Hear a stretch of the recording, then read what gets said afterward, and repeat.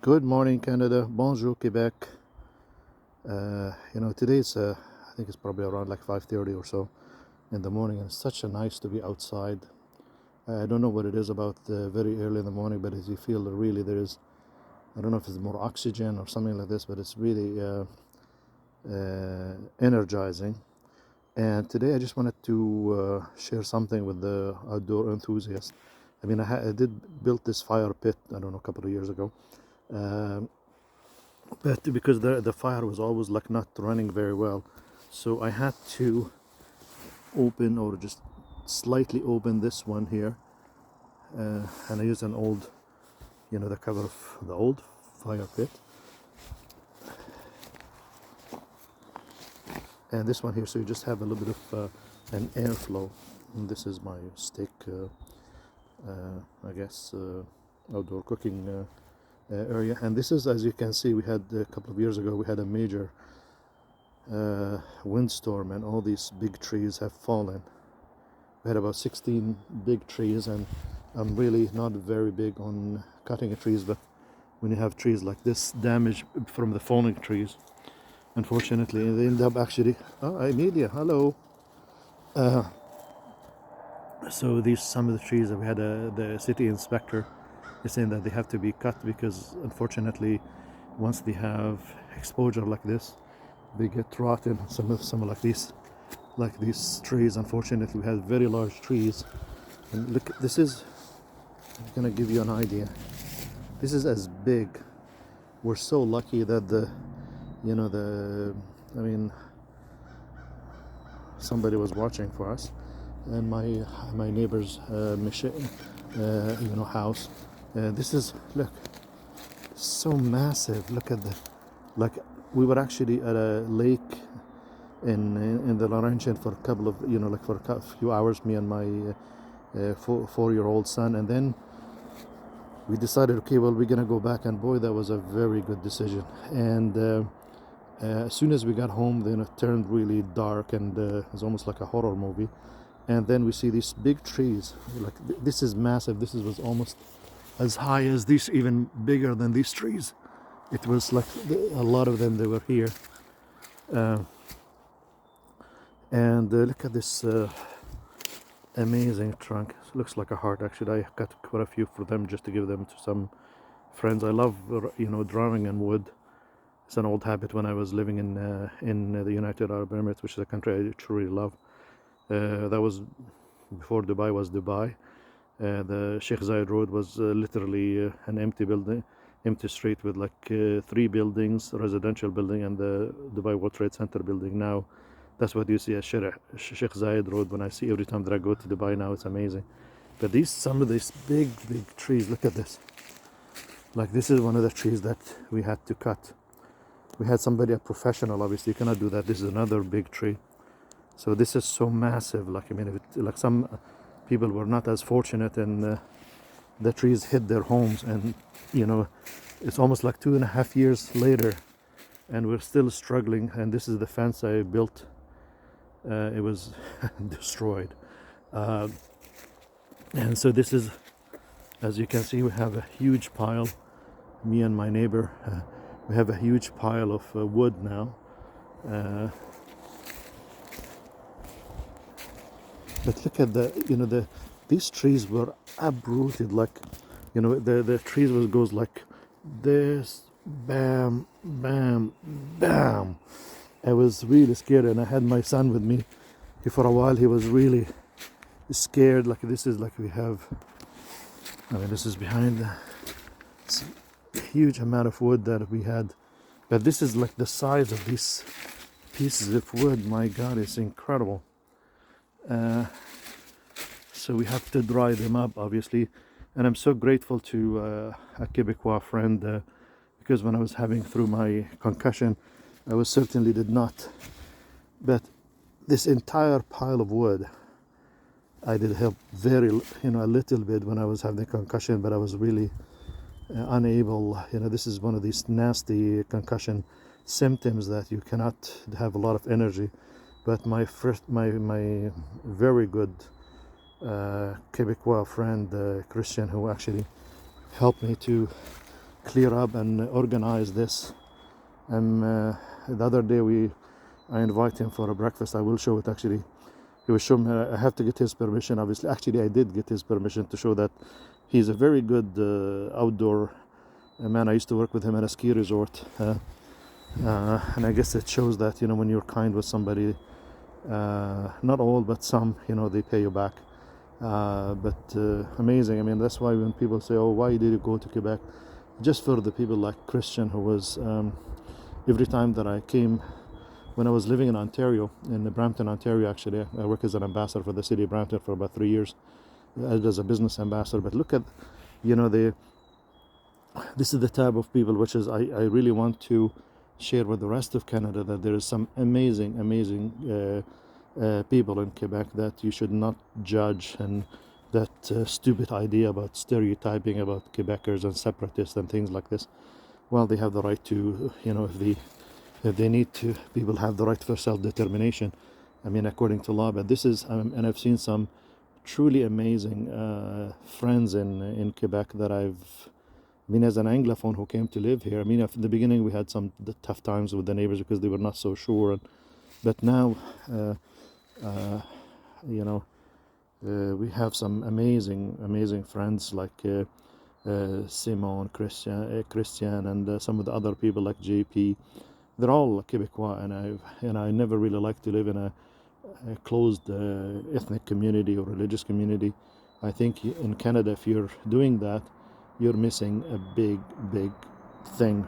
And I even as a regulated Canadian immigration consultant, I encourage people to be open-minded, and see what Canada truly has to offer. Not only nature, but we have amazing, Canadians. We have a lot of maple trees here. Unfortunately, some of them were fallen. But look at this. This is massive. This is all natural. And these are, they call that, according to my neighbor, tremble. So these white trees, they're very weak. And the reason that they keep shaking like this, their leaves, that's why they call the tremble in French.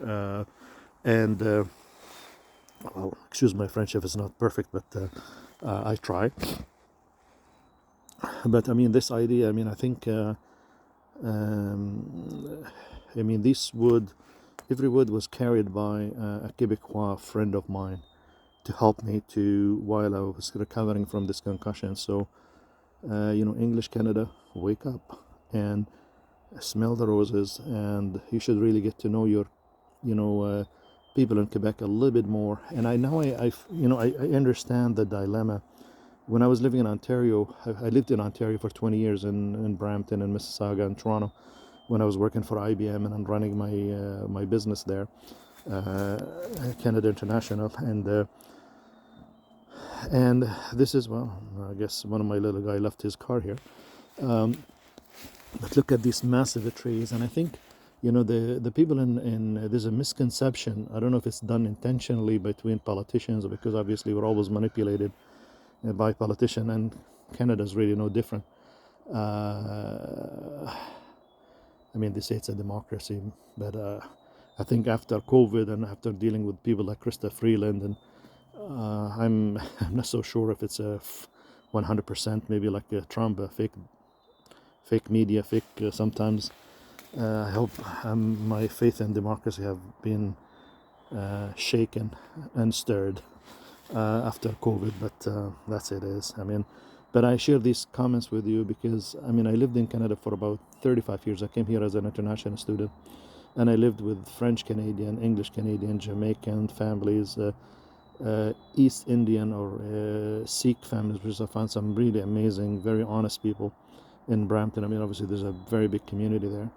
So namaste, if you're watching, and I guess, but this is like, so with some of these trees, we go back and forth. Obviously, sorry, I have attention deficit, and I have it's something that I've, again, I guess in the Middle East when I grew up. We don't really talk about it, but finally my doctor is actually Jewish, and was an amazing guy, very smart, and even from a guy who's from Jordanian, Palestinian, Muslim mixed religion background when I did my genetic test. Actually, even some Italian Sicilian background. Buongiorno. And this is something that I find even some Egyptian background, some Christian Orthodox, and some even Jewish relative. I was amazed by this one. And I wrote to some of them and they replied, which is amazing. And it shows that, you cannot really judge the book by its cover. And I think probably it's true. I mean, there was actually a joke. My family, from my father's side, come from Hebron. There's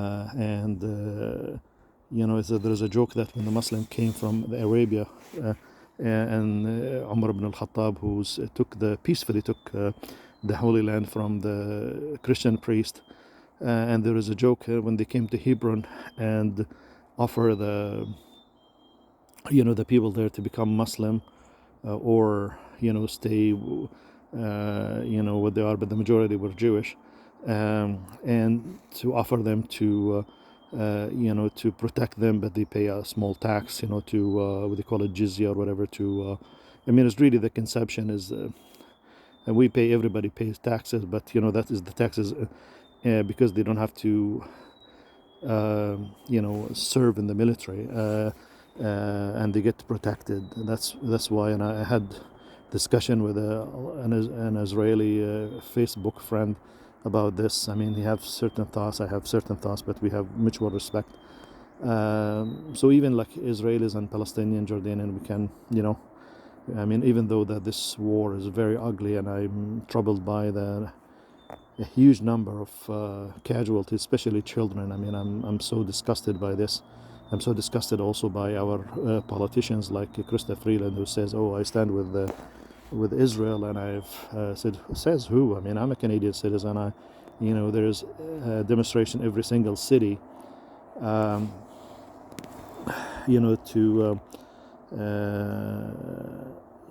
in Canada, like for pro-Palestine, that they're, so please, check your record before you make such a huge statement that Canada stands with Israel. No, there's a lot of Canadians who stand with the Palestinian right, and I stand with having a peaceful coexistence with Israel and Palestine, living side by side. But these are the partition agreement, and there have to be two states. One, Israel have been established, and Israel has been waiting for the last 75 years. Even those people in Gaza, they're refugees. They're people who are kicked out of their homes from surrounding areas in Gaza, which is not fair. And also, like when you get another politicians like Pierre Poilievre, which is I really respected this gentleman, and I thought there was one day that I would have hoped that he would become the next prime minister because of this dealing with this.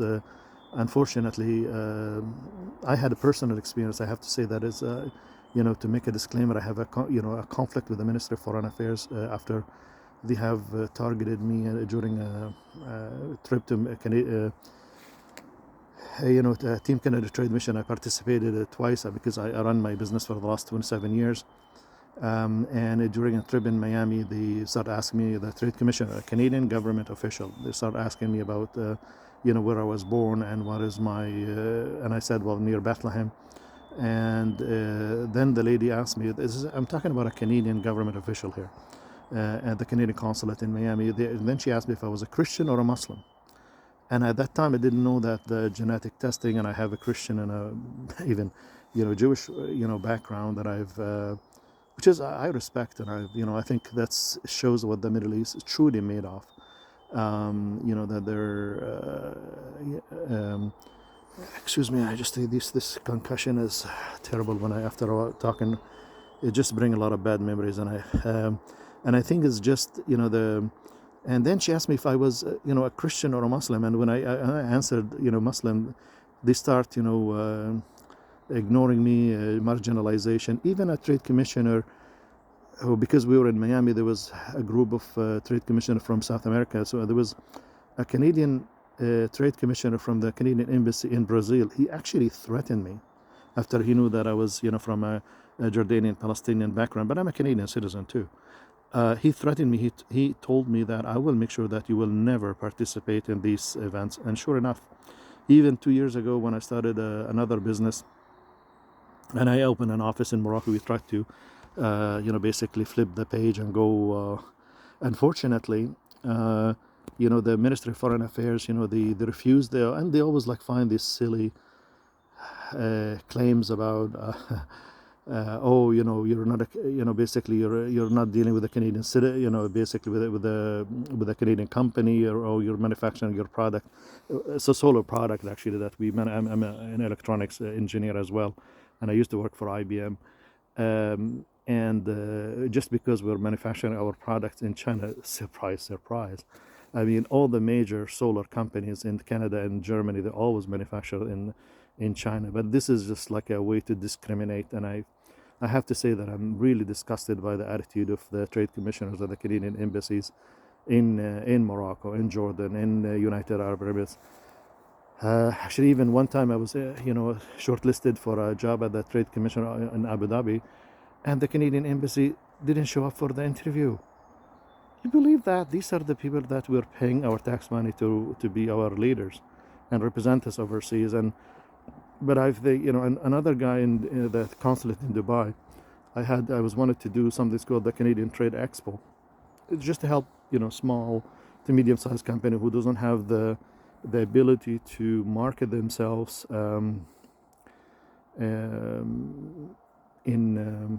overseas. But I have a lot of experience as an entrepreneur. I mean, it maybe just come natural to me, but unfortunately, those people. I mean, I remember one of them. I'm not going to say their names, but it was a Canadian trade commissioner at the Canadian embassy, the Canadian consulate in Dubai. When I had a meeting with him, he insisted in meeting with me, and then he was.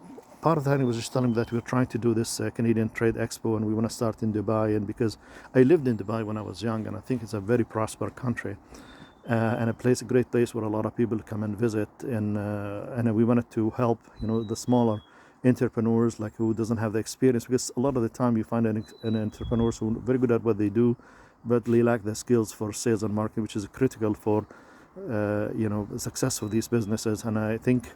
And I wanted to share this as an entrepreneur who successfully opened a business and multiple businesses, and we had built a client in over 30 countries. We had clients like the French government, the German government, the even Indian government, which is, I'm proud of it. But unfortunately, this business ended up by corruption relationship between trade commissioner at the Canadian embassy in Jordan and a business that is owned by a Jordanian minister, and they were having some fishy business relationship. And when we complained to the Ministry of Foreign Affairs, this lady's still there, and it's disgusting. And I think Canadian have to know. And I'm, as a journalist, I publish a magazine called International Education, and today is or actually April is the 25th anniversary for us. Like, we're going to be doing a major covering, and we're going to be also exposing a lot of these hypocritical politicians and also use of power. And I think it's as a Canadian citizen, I lived here for 35 years, and I think we should live in a true democracy, not a fake one. And everybody have the right, whether you're your parents came here 400 years ago, or like me, came 35 years ago, or somebody who just came 2 years ago, should be equal. But unfortunately, that's not the case. And so we go back to Pierre Villavera when he comes in a speech, and I was so offended. I mean, because when he said, I guess who was like, I'm sure it was written by a very creative Zionist writer for the conservative Canadian leader. Let my people go. Wow, Pierre. I mean, you disappointed me so much. And for one day, I thought actually I would have really wished, and even I put it in writing in some of their comments, that I wish if this guy becomes the next prime minister, I withdraw that comment. And I think and also I withdraw that after the conservative, every single one of them, not a single member of conservative, I've seen that, and I stand to be corrected, that none of them ever, voted for the ceasefire that the Canadian government have adapted. The Bloc Québécois, every single one of them in Quebec voted for the ceasefire, and for that I salute you, my fellow Quebecers. You are amazing, and you can count on us for your, to support you as well too. and also protection of the French language. I think it's not the job for French Canadian only. I think it's the job for every single Canadian. And this is what I'm going to try to show. I mean, after living here for 13 years with Canadian from coast to coast, I've seen the stereotype about Quebec and the separatism and all this crap. I mean, Quebecers are just as Canadian, proud Canadian as anybody else. Of course, they have certain political views that we have to respect as English. I'm not an Anglophone. I'm an allophone. Basically, I speak English because Britain was the basically the ruling Palestine and Jordan, the countries where we were born in. So we had no choice. I mean, but I'm not an Anglophone. I'm an allophone, and I would say like an allophone parle beaucoup à la téléphone, but that's my French. I'm trying to make a joke, but I would go back to the Mr. Perlevera, and I just so disappointed that for a guy who's aspiring to be a Canadian citizen, aspiring to be a Canadian citizen. Excuse me, my concussion in my head is going crazy.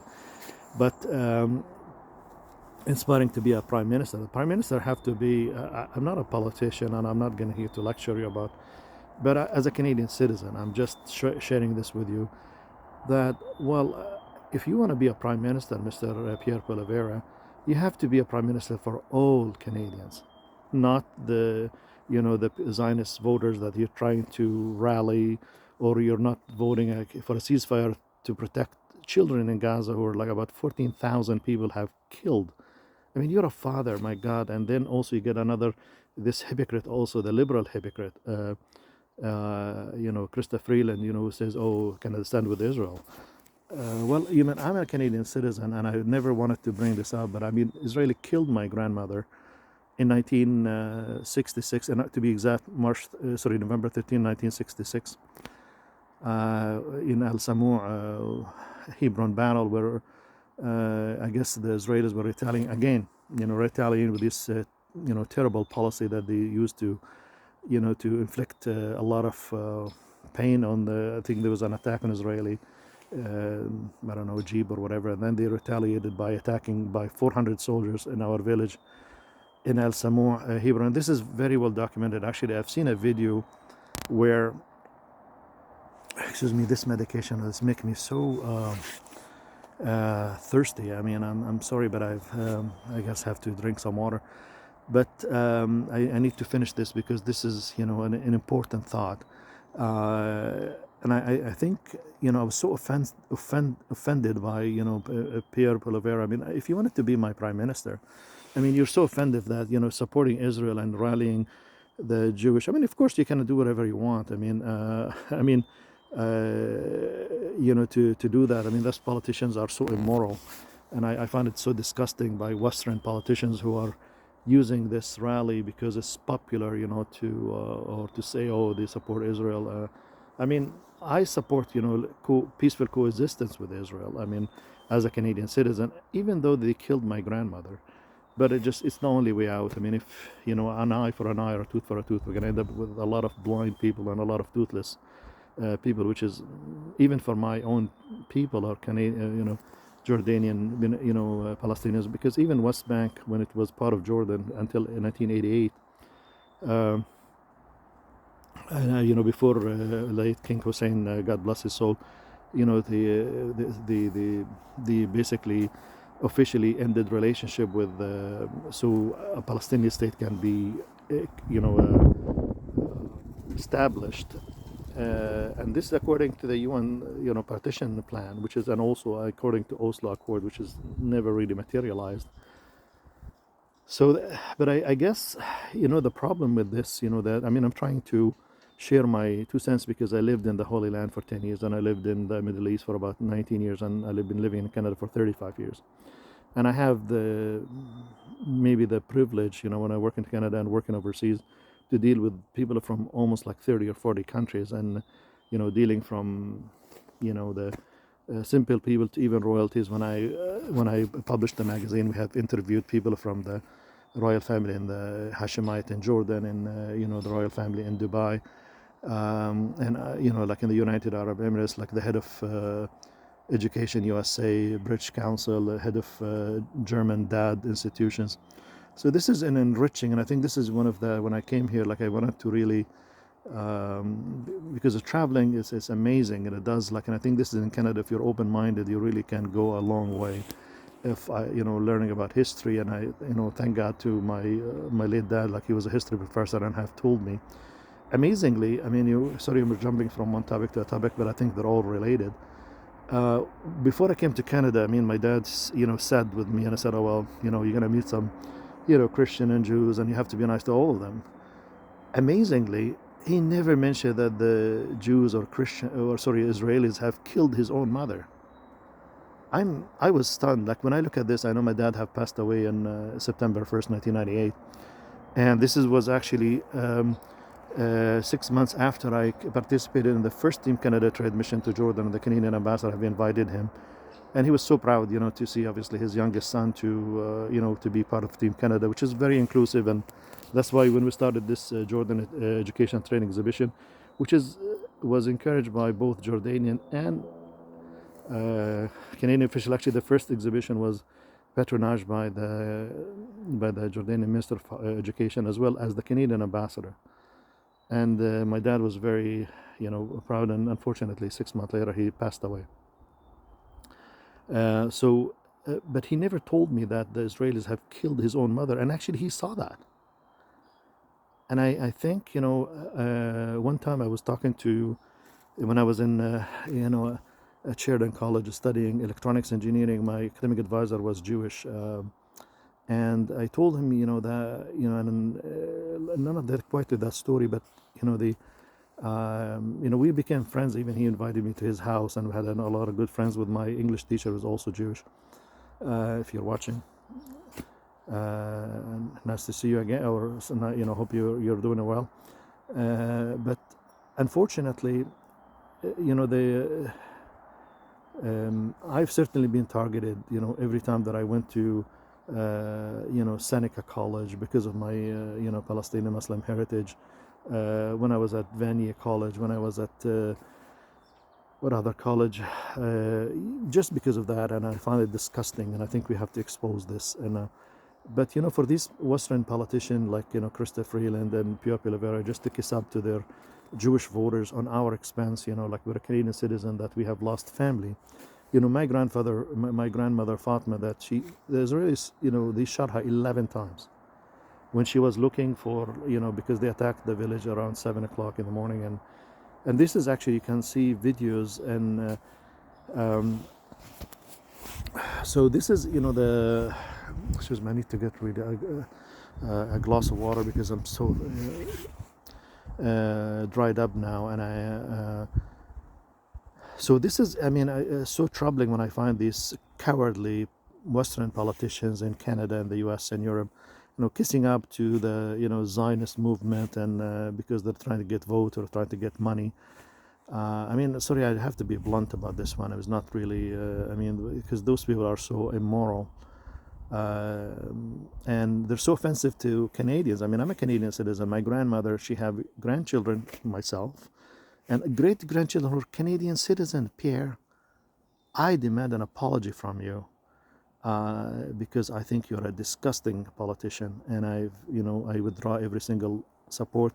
I do not wish you to be my next prime minister just because of the fact that you are not an inclusive prime minister. That's what, you can say all the things that you want to say about, Justin Trudeau, but I voted more than once, and I was so disappointed for them during COVID, and also I'm extremely disappointed with his deputy, minister. I left him so many voicemails. I probably hate me by now, but anyways, I don't care. But anyways, I think but we have the right, as a Canadian, citizen, whether you're English, French, or a new immigrants or old immigrants. I don't care, that we have to have the right, and we have to have the exercise of our democratic rights, and also our rights have to be protected under the Charter of Rights and Freedom. So when you have a Canadian official, try to block your business, that's actually what happened. After I started the business in 1998, we find that the Trade Commissioner of the Canadian Embassy in Jordan conspiring with a company that is owned by a Jordanian minister. So instead of helping, so they encourage me to do business, and then they find that they're, every time that I have somebody is like one time I saw one of these emails, they're internal emails. I just find that so disgusting, but I have to share it with Canadians to see where is your tax monies, who your tax money Canadians, paying their salaries for. So corrupt, so unhonorable. That so this lady is conspiring with about I don't know 10, 15 other crooks in the Canadian Ministry of Foreign Affairs, and also every time that I remember one time there was an inquiry from the Canadian University of Dubai, and then she told him, I mean, I'm a Canadian citizen. The trade commissioner, at Canadian Embassy, their role is to support Canadian business owners, Canadian business entrepreneurs, not foreign companies. But this lady, so this guy from the Canadian university in Dubai is inquiring about the fair we do in Jordan, and she goes, well, we're not going to participate, but we have a reputable agency. And then obviously she's referring it to this Jordanian owned, I'm a Jordanian too, but this guy is a Jordanian company owned by a minister who one time, actually we caught his staff stealing, I think it was in 2014, the last exhibition that I was doing in Jordan at the we caught 3 of his staff stealing actually, our client. They're pretending to be students and wanted to study overseas, but then they were trying to basically tell them, okay, well, come to our exhibition, and surely they did. And the guy, he came and threatened me. He told me that if when we faced him,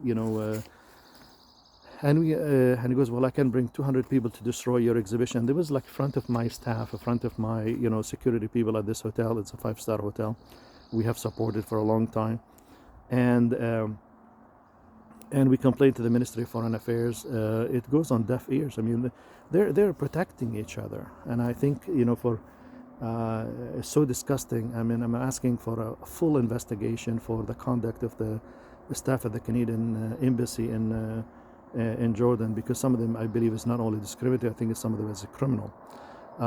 Because, I mean, spying on somebody is not legal. I'm sure it's not. I'm not a lawyer. I'm licensed to practice Canadian immigration law, but I'm not a criminal lawyer. But I mean, one time, and I really wanted to share this with my fellow Canadians in Quebec and from Canada across, coast to coast, and I want you to write to the to Melanie Joly and also the Prime Minister of Canada and your Member of Parliament, that I had a young Jordanian staff, her initial MK.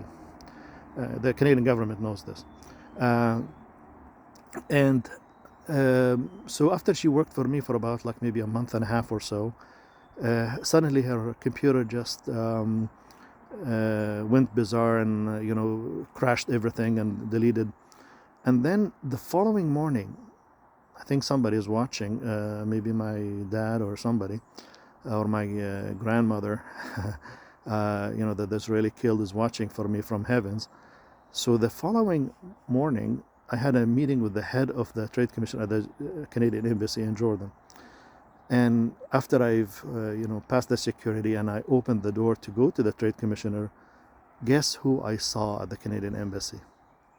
My previous staff, MK, who literally resigned the day before. Surprise, surprise. I guess I left that for Canadian.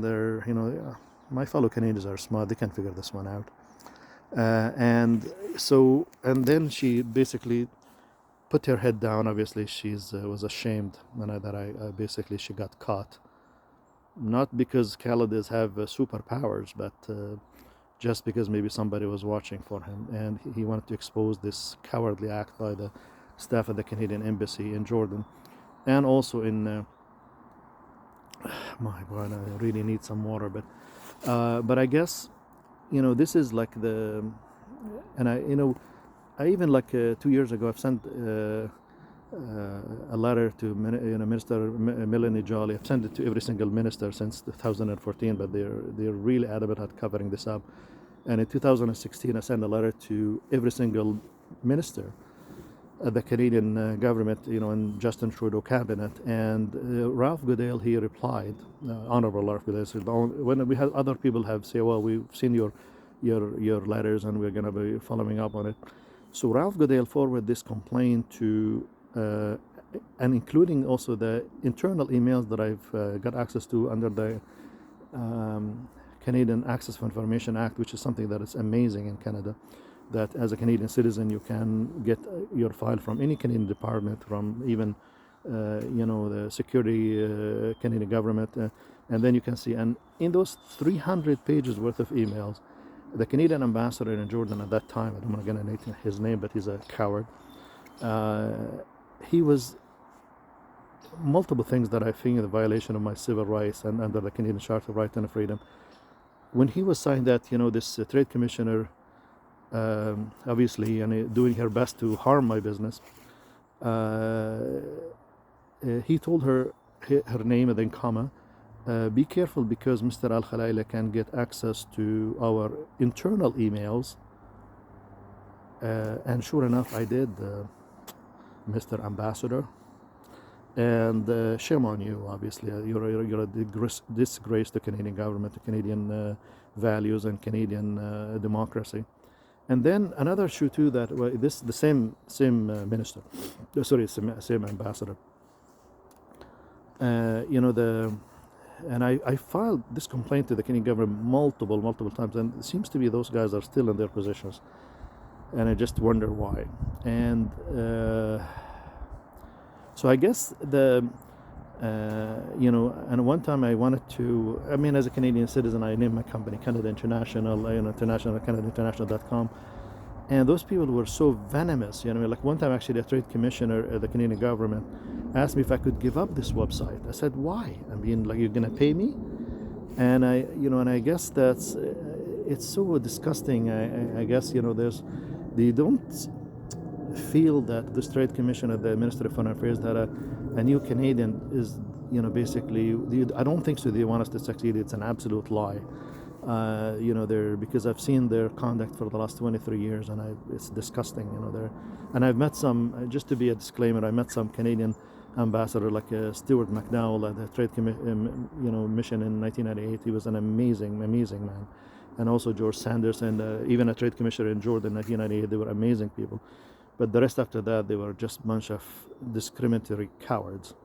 And I don't care what I'm not gonna, be popular with them, but I don't give a, damn about this, because we need to expose this as a journalist, as a Canadian citizen, for Canadians to know where their tax money, whose salaries their tax money is supporting cowards who are breaking Canadian laws.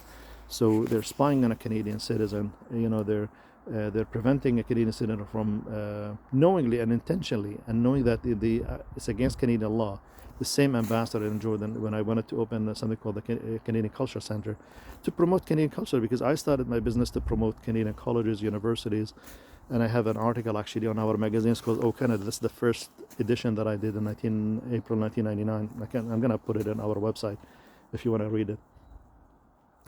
But you go from one thing, from falling wood to this. I'm sorry, I guess my doctor was right about having an adult attention deficit, which is something that we're not familiar with in the Middle East, but in Canada they are. And my doctor is a Jewish doctor, but he's an amazing man, a very smart, very decent guy. We have an amazing relationship with him, and I appreciate him very much.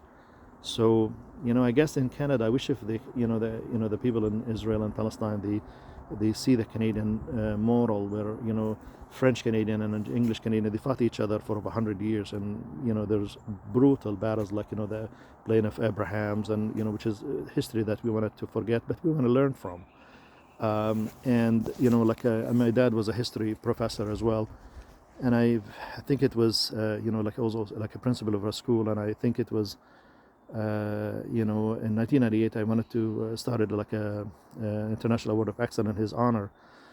And now that I think that he did not even tell me to that Israelis have killed his mother, and encouraged me to have good relationship with the Jews and a Christian. Everybody had some Armenian friends. He had some, I think, when he went to Lebanon, to study, and I don't know, some Jewish Lebanese as well too. Uh, but this is what, and a Jewish academic advisor told me. He told me that your dad is a true uh, educator. And for that, in 1998, we built, basically started an international award of excellence, in his honor, to help, students, who are struggling, with, outstanding students, and we continue to do so. And even in Jordan, like, we had hired limitless number of people, and we had about 10,000 people who used to benefit from this exhibition, but now it's gone. And we complained to the Ministry of Education in Jordan and other, like, it's just, those people have so much power that it's like, it's disgusting, that. And then they say, oh, why there's no jobs for young Jordanians. Yeah, surprise, surprise, because you have ministers, competing with people who are you're encouraging them to invest in Jordan. So, anyways, I mean, I find it like both, and both sides, it's disgusting, and I've, no more silence about this, because Canadians have the right to know. And it's amazing that what a fresh cup of coffee with the hail can do early in the morning, when you start to look at your fallen trees and also fallen Canadian values by officials of the Canadian government, by asking Canadian citizens about where they were born and if they're a Christian or a Muslim, and then the discrimination that follows. I'm asking the Canadian Prime Minister Justin Trudeau, the Honorable Justin Trudeau, the Canadian Member of Parliament, to investigate this Canadian ambassador who was advising his trade commissioner to evade Canadian laws, and also the spying on a Canadian citizen for a retaliation. Because I guess when I filed a complaint about this lady, she was asking me about my religion.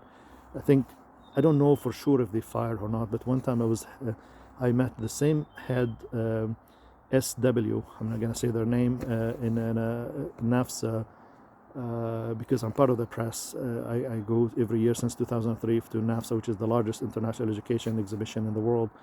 And I met SW, who was the head of the trade mission in Miami, and that's what I was asked about my religion, if I was. So I guess, that's when they knew that when I was, like, obviously from a Palestinian Jordanian heritage, obviously they start to, maybe they're pro-Israel or whatever. I don't really, but I think that's probably why. They did their best to discriminate. And I think, when I filed this complaint, if they fired her, because when SW told me in 5-6 years after that when I asked him what happened to my complaint, I think I sent it to David Graham, who was the Minister of Foreign Affairs at that time, and I followed up, and they seems to be really annoyed by me following up. And even the document that they released, 300 pages, oh my God, I just get so turned up by these terrible memories. And but anyways, I guess maybe it's a relief to say it out loud and to share it with my fellow Canadians, because I mean, I have big admiration. I've even named one of my oldest son, following a friend from a Scottish-Irish background who's a Christian that I've admired. I even from a Muslim background, I named my son after a Christian gentleman, and from a Scottish and Irish background, which is I really admire, and I admire Ireland for their stand on the Palestinian issue now. So the Scottish, I mean, very honorable. I mean, obviously, the mess in the Middle East is an English mess. The same thing what they did with the Irish. I mean, my God, those people are brutal. And so I guess the Irish, they understand what we're going through as Palestinians and or Jordanian. I mean, for me, I'm a Jordanian citizen. I also have family from Palestine, from Hebron, and this is actually Hebron. If you don't know, this is the burial place for the Prophet Abraham. Is actually, when I was younger, I used to go to the place. That was and it was amazing. There this is buried with his wife Isaac, and also Isaac's wife Rivka. or I don't know if it's Rebecca in English, but it's, yeah, that's, where they're buried in Hebron. So it's an amazing, and I wish if those people learn to live with each other and take the French Canadian example and learn how to coexist. Maybe the Canadian government, and I think one time I left a voicemail to, yeah, they tell you the Prime Minister want to hear from you, but very rarely ever hear back.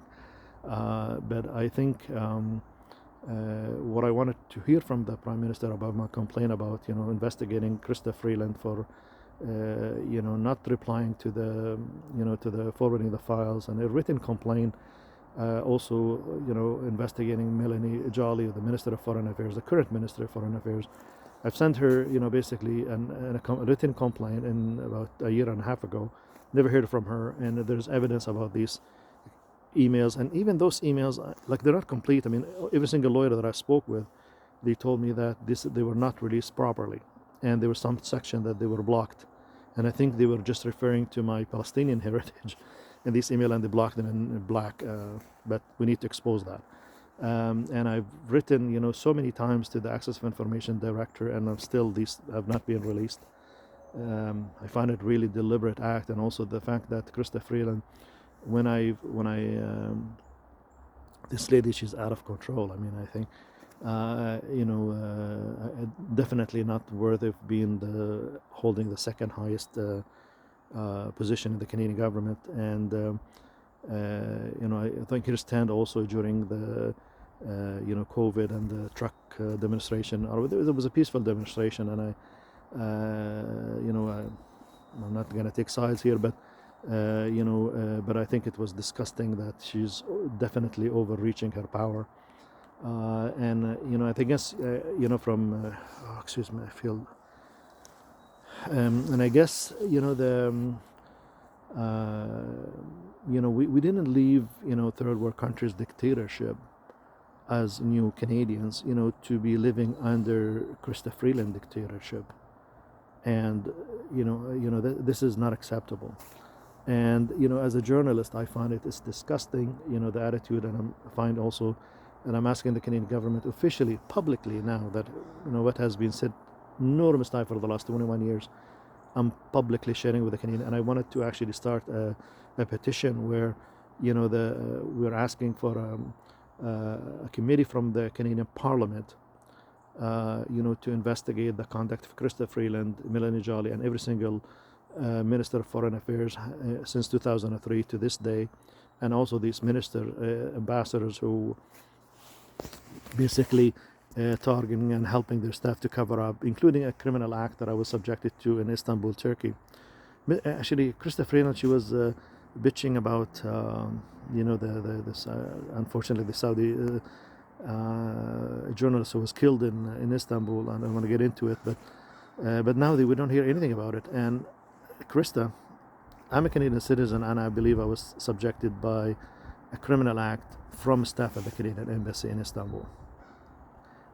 I've written to you, and I've, because when I saw the person who stole my backpack with my Canadian passport or whatever, he didn't look Turkish at all. He actually looked like a white, tall, and he was carrying, actually, the police of Turkey was so good, they actually have, filmed him with the security cameras carrying my backpack, my Swiss Gear red backpack with my Canadian passport. And then when I went to the embassy, the consulate, to ask for help, in Istanbul, this is in 2014 in October. She was laughing, oh, the thief. And it seems to me that, and amazingly enough, that Canadian ambassador in Jordan a few years earlier, that he was instructing the trade commissioner in the Canadian embassy in Jordan to basically avoid the Access of Information Act. Amazingly enough, he was the Canadian ambassador in Turkey at the time when I was targeted by a criminal act. So what I'm asking you, the Honorable Prime Minister Justin Trudeau, that I want a parliament, an open public inquiry to investigate those people. I ask the Canadian government to protect me. Obviously, these people are vicious.